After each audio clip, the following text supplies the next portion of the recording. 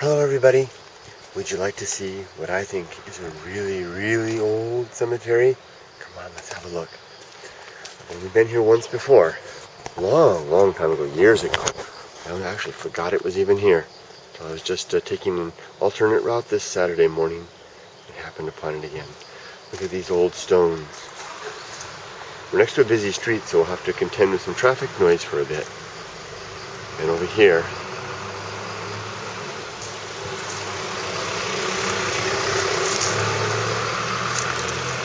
these of course are Jizo Bodhisattva.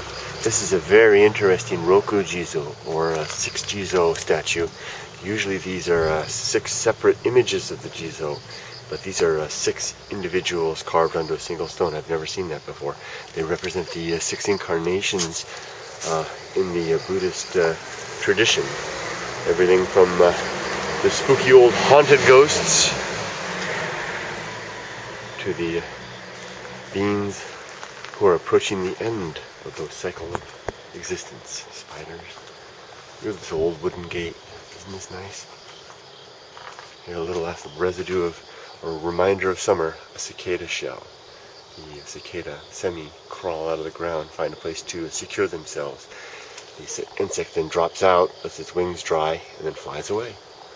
They're almost all gone now, the cicadas. Under the eaves here. Oh, look at that. There's actually what appears to be writing on that wood, carved writing into the wood there. It's hard to make out. Well, it would be hard for me even if it was clear. Big spiders all over. Gotta watch my head. Now the front part of the cemetery is not so old looking. When you get in the back, oh, the light turned on. It's when you get in the back that you see how old this is. Very interesting statue. I don't know who or what this represents. Doesn't quite look like the Buddha, or maybe it is. One of the things that I like most about, well, let me say that differently. When you come to Japan and you see a place like this, come up and give it your attention.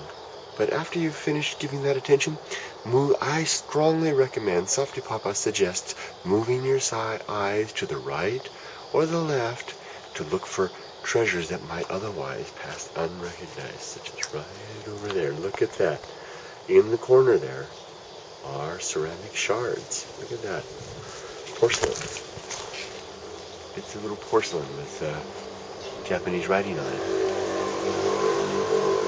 These types of things are commonly seen, and these bits will, over time, deteriorate into the rocks themselves. And I've spent time at shrines just sitting on the ground, poking through the rock like this, and uncovering little bits of ceramics. I'm sure if I spent some time here, I'd do the same. It's a fun way to pass the time. Now let's go to the cemetery itself.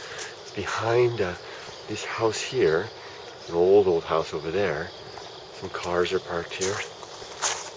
Go back. Now this cemetery is interesting. As the further back you go, the older it seems to get. At least that's my recollection.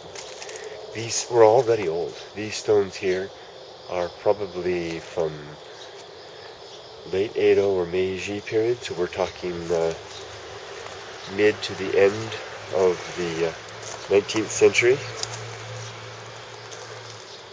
All of these are. I used to know more about dating stones, and it's not coming back to me. Getting old and my memory's starting to fade. Old writing. Look at the circle there. I'm sure there was probably a family mark in there, maybe. And you see the old faded writing here? Somebody's name. In the Buddhist tradition, the name that the person had during their days on earth is in the front of these, and typically the name that they're given, a Buddhist name given by a priest after their death, is in the back.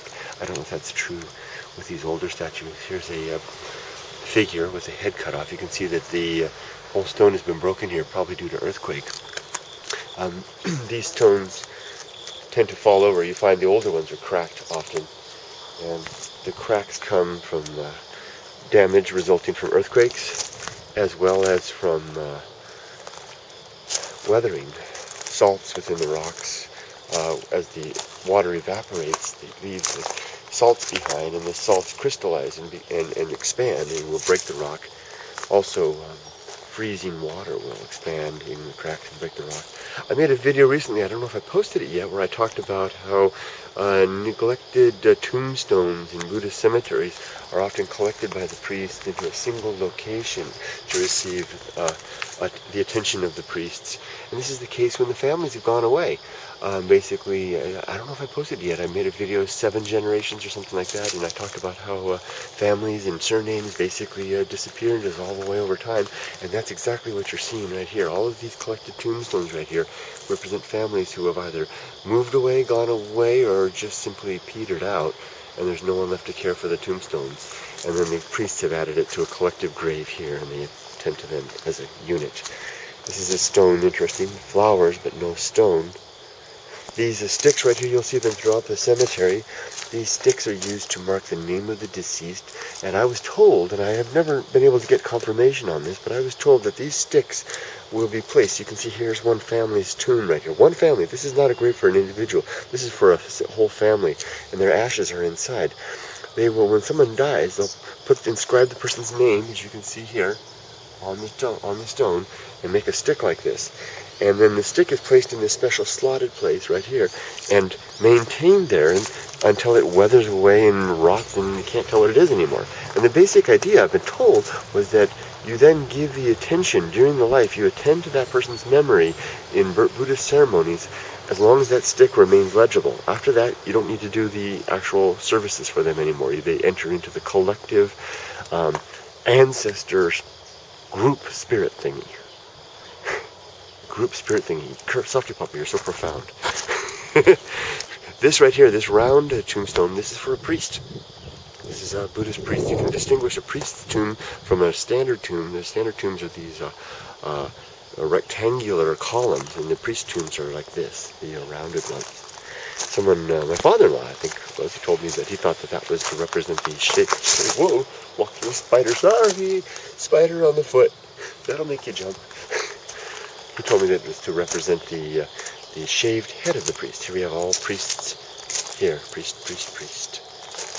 Okay, well, let's move along. Watching out for spiders as I go. Well, I can get into the back. You can hear crickets and flowers. Oh, little tombstone here. More tombs back here. Whoa, more spiders on those. Making me jump. Step over this one. Sorry, spider.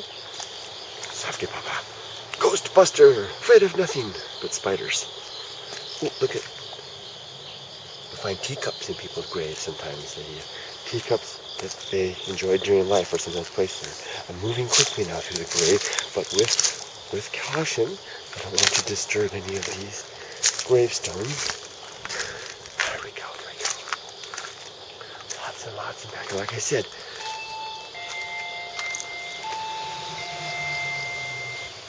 come in? I don't know.